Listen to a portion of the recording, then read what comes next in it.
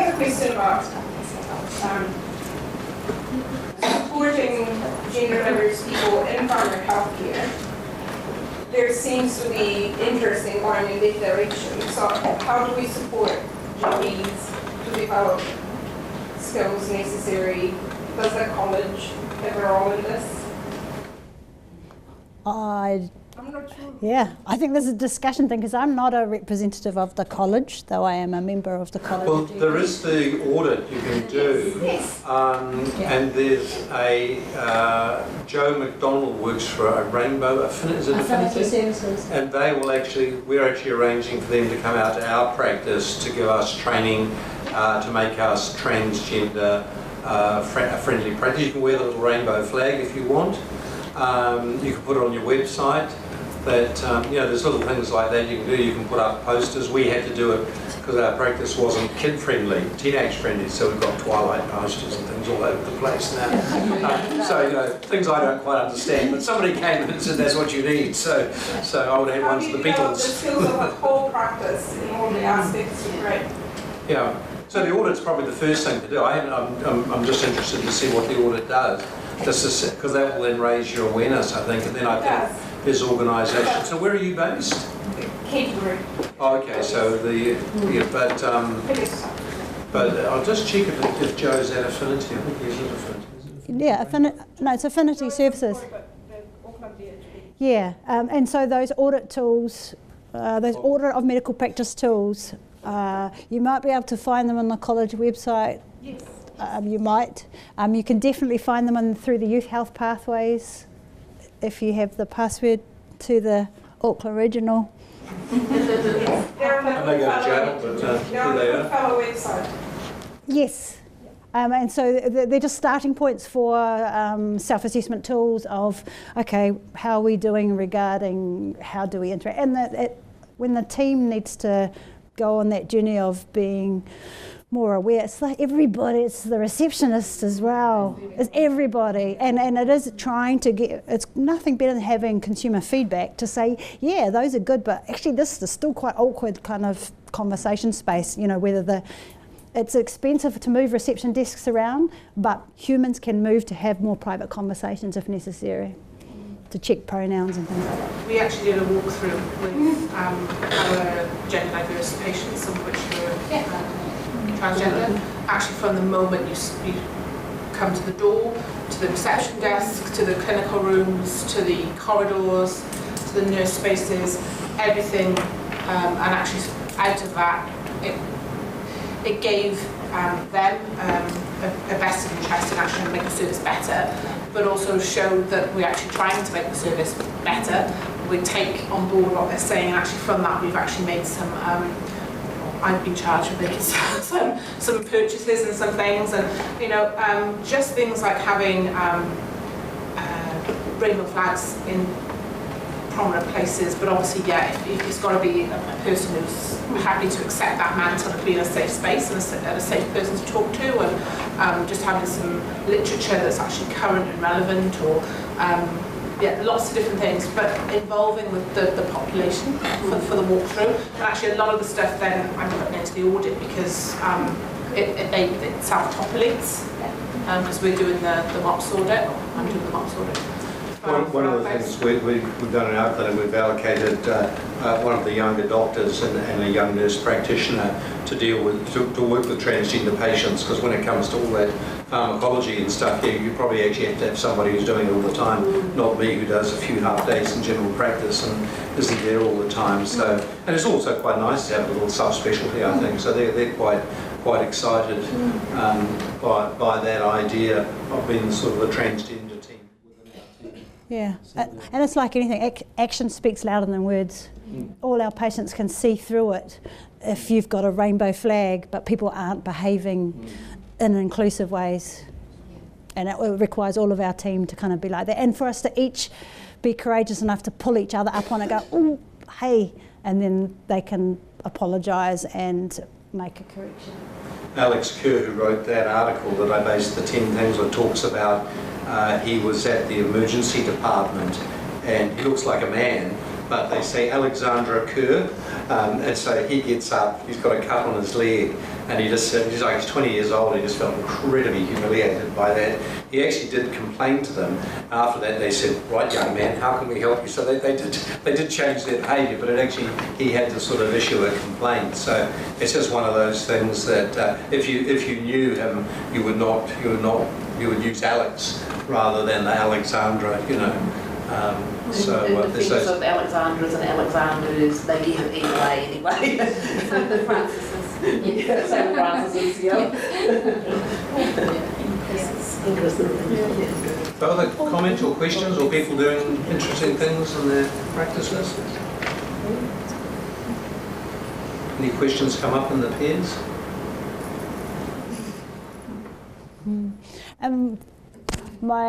My hairdresser and I were chatting last week, and he was still saying, he was interested in that, you know, with the work I do with young people and some, and he was saying that when he grew up in small town, what he thought is small town New Zealand, there were not many gay men or people around, and he thought he was bizarre or odd or wrong, and he hadn't come out to anybody. But as he started doing some of his training, somebody who suspected gave him, in the old days it would be a book, but you know, it was a box set of DVDs, and that was just kind of a different world, and gave that to him. And when he watched him, he said, all of a sudden it was like, oh, it's not wrong to be gay, I'm normal.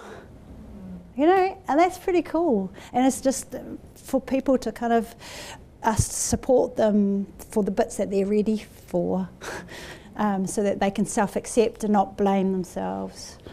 I think it's good to have prominent people out there in some ways too. Like, I remember when I was young, I first went to see Mika, you know, his stage show, and he explained that he was you know, homosexual, he was Māori. He said, look, these are the things that you've got to realise. I came from small town Timaru, I went to a boys only school, and I liked sewing. My parents knew there was something wrong. Oh, plus I was adopted. You know, so, and he was out there, and I think at that stage it was probably the 80s, and we were still just moving, you know, in that area of acceptance of, you know, gay people sort of thing, but he was just out there and people were seeing it. It was like, this guy's amazing, you know. So I do think sometimes there are personalities, like I know there are certain personalities even at Canterbury University who just are just out there, and they make it, I don't know whether it's easier, but I notice that they get a following from those who you know, identify with that particular person. So sometimes I think we need, like we have so many other people that are sort of like seen as, you know, this is okay, but I don't know if I've seen somebody quite like Mika for a while. Well, there's people like Nigel Owens, the rugby referee, the Welsh guy, true. You know, saying that line out's about as straight as I am, sort of thing. It's his great line. He gave a talk at Auckland, and you know, the room was packed, and he just talked about growing up in this little Welsh village, being, you know, with no idea and no role models, and this would have been in the 70s, I guess, 80s, and you know, his parents knew, funny, his mother knew that and you know, he thought it was a big secret sort of thing, so it's one of those things, but he eventually sort of came out, and that was, you know, that was good. So I think there's a lot. I think with the internet it must be. I was just thinking, I've got an 80-year-old guy in my practice, and he told me that he likes dressing up as a woman. And he's married, and he and his wife dress up as women, and they go shopping, but in another suburb. They don't go in Manuranga, they go in another suburb. And he sometimes wears a bra, and because he's on spiral lactone, which gives him slightly enlarged breasts, which he loves. He's the only patient I know who likes being on spiral lactone. But and he wears his bra, and then when the medical students come to examine his chest, I never out him. He has to out himself, and yeah, they have a wee panic attack. You see the bra strap on his back, but he's quite. But he said that if he'd been young now, he probably would have gone through, you know, taking hormones and things. But I think back in those days, there was no option. It wasn't acceptable. So he just sort of lived it. He had quite a few psychological issues in his sort of 40s until he sort of came to terms with it all. Because, you know, it's not easy to be different in any society. You know, none of us like being different. We like to conform a bit. Like, you know, if you haven't had the operation, and you're the outsider. Yes, with Asia, we talked a lot about diversity in general, but you didn't talk about diversity in refugee communities. So the refugee process, you talk very much about husband and wife. Is there a transgender or / diversity in your community that is either talked about or not talked about, or is it feature? It doesn't feature because it's mostly conservative, either Christian or Muslim populations. I think with younger kids, in generations to come, I think we'll see the sexual and gender diversity. But at this moment, because our refugee populations, although we've been taking refugees for quite a long time, them settling in New Zealand for long periods of time doesn't really happen. It's a huge migration process. So people arrive as refugees in New Zealand, get their passports and move either to Australia or somewhere else where there's more opportunities. So we don't have, like in the Somali population in Auckland, at the moment we don't have people that have been here for 20 years. I think people that have come with my family, there's only one other family that lives in Auckland. The lot before us, or the cohort before us, there's only one other family that's been here for that long. Everyone else is quietly newly arrived, 5 years or less. So there's our refugee populations and migrating populations as well. And I think just because of the societies that they come from, talking about sexual differences, identity, is quite difficult. And I think we are seeing that more with our young people, actually having to work out who they are at home and who they are outside. They're almost living this double life and edge walking. That's been quite a big issue around alcohol abuse and drug abuse and things like that, mental health issues. So I don't think we're quite at a stage where people are identifying as gay, lesbian or bisexual. Yeah. I mean, because your parents were from Tuvalu, was that right? Yeah. So you would have had that. Series of migrants. Sorry? A series of migrants from Hawaii to Tuvalu. So you would have had that thing, because were you born in New Zealand? I was born in New Zealand. So you would have had that, you were the first generation, and there would be a lot of social differences that I see quite often. Oh, that's right. And so you're growing up here, and it's like there are times that you don't belong to anybody because you've done embarrassing stuff that they all, you don't fit in the Pākehā world, you don't fit in the island world, and stuff like today, me talking about sex, nobody will want to own me. And then there are times you do stuff that makes them all proud and you belong to everybody. And it's just like, okay. And you just, it takes years for people to get to a point of just, okay, that's the way it is. I've got a 19-year-old Samoan woman in my practice, and she got offered a place in the arts program at Auckland University, the Performing Arts, but her father went to jail, so she had to go and work to pay the mortgage for the family. The dad's come out of jail, and he's now not paying the mortgage, and she's got to get on with it. We're trying to work with her to get on with her life, but she can't broach the issue with her parents because they're sort of expecting her to stay at home and pay the mortgage. But she's like you, she's living in the New Zealand world, not the Samoan world. So she needs almost a narrative to deal with her parents to get on with her own life, basically. So there's a term. When migrants move to a new place, and they're leaving so much behind, and they're the brave ones going to the new land for a better life for their children. And when they get there and it's not as welcoming as they was sold to them, and there's this land of milk and honey, there's no milk and honey for brown people, and it's like, okay, you get here, but you don't want to, it's too embarrassing to go back.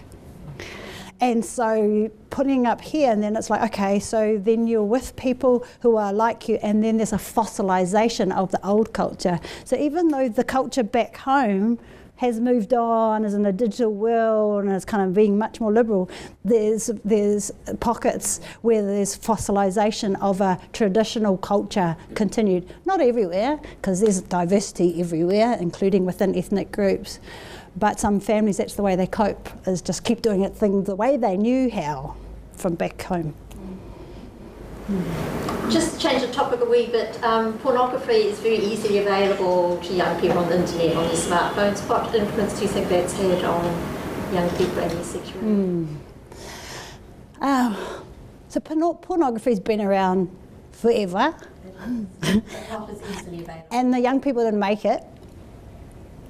So adults created pornography for an adult market. And yes, it's available. Pornography has always been accessible by young people. If, in the old days it was paper form.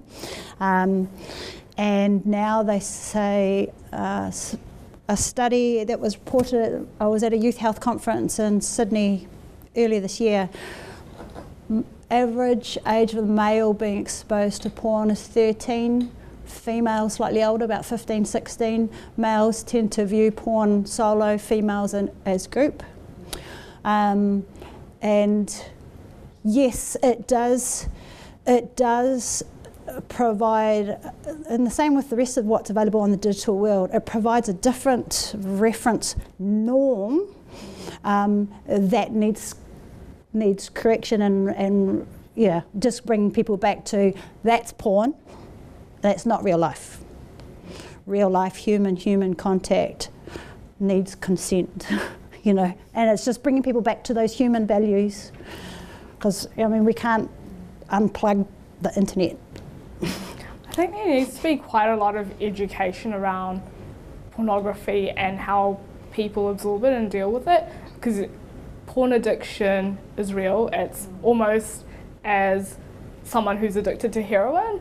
And as much as you want to say that people have a distinction between reality and what isn't real, a lot of teenage young people will view what is being done in porn and try to emulate that, and then that changes their sexual identity or just the way they see sex.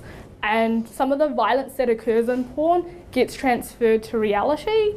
So I think there needs to be, I don't think there's enough done in our education system with dealing with porn issues with children. And it's quite a hard topic. I think coming from a migrant refugee perspective, where sex is just generally not talked about, how do you teach parents then to actually start talking about this world that they know nothing of? There's a clinic in the States where they've got inpatient treatment and they've got 9-year-old kids who have been exposed to porn and have developed porn addiction from it. So it's how do we actually make porn an issue for our education system? Yeah. Even at that next level back, just that, you were talking about the music videos and that sexualising and the expected behaviour. And porn you turned on in a second and everyone's beautiful and amazing and has flat stomach and boobs that stand up by themselves and they're gorgeous and it's all over and done with in 3 minutes and everybody loved every second of it. So therefore, kids, where that's not happening, they're doing it wrong or they're inadequate or they're not. There's all of that but of it, so not even the full extent, the violence one. Does that sound like a little bit too I just thought it went on for hours. Well, it's just 3 minutes of your life, maybe, Not even that extreme of the violence and the addiction, but just that normalisation, that is what normal sex is. And if that's not how it is for you, then therefore that's your fault, or you're not doing it right. And I think it is important to check where people, when they are talking about issues they're concerned about, check what it is they are referencing themselves to. it's the same way with people with body image issues. It's all of Facebook and Instagram photos of everybody in their most kind of skinny position, angled like this with boobs out and the biggest lips possible.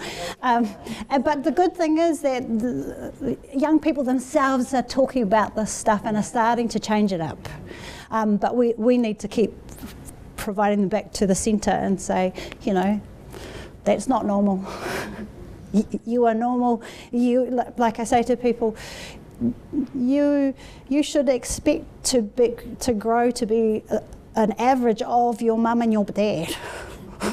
Whoever your biological parents are, because there's no point you trying to be like your friends are like that, because they weren't your parents. You're not going to ever physically look like that.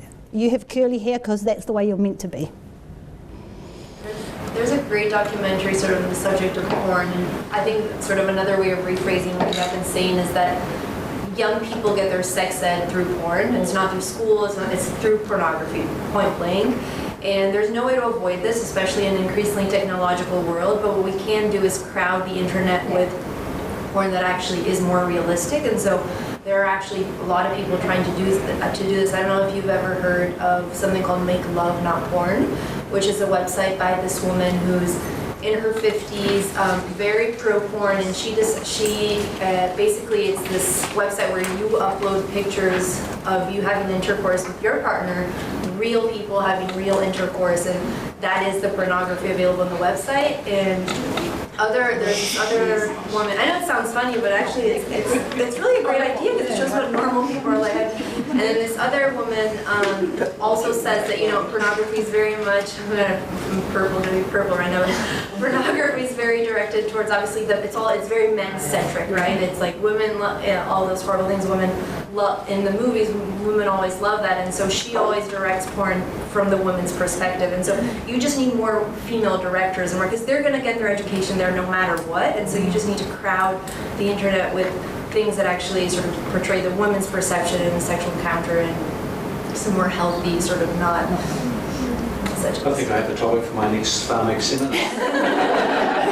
This sounds very interesting. And just as a background for anyone who is interested in this and you have Netflix, there is a phenomenal, it's like a little 6-part series by the lady who was in the American version of The Office, and each of the episodes tackles a different aspect of the industry, and it's absolutely fascinating. And the very last episode is about this female director in Barcelona who directs, she's won a ton of awards, millions of subscribers to her website. What's it called? I can email Bruce and he can email her because I don't know the name of her, but I can find it like this. Make Love Not Porn. Well, this is actually, Netflix. That's one of the things, but that's not the name of the series. That's a completely separate woman who has an amazing talk online, who I can also send.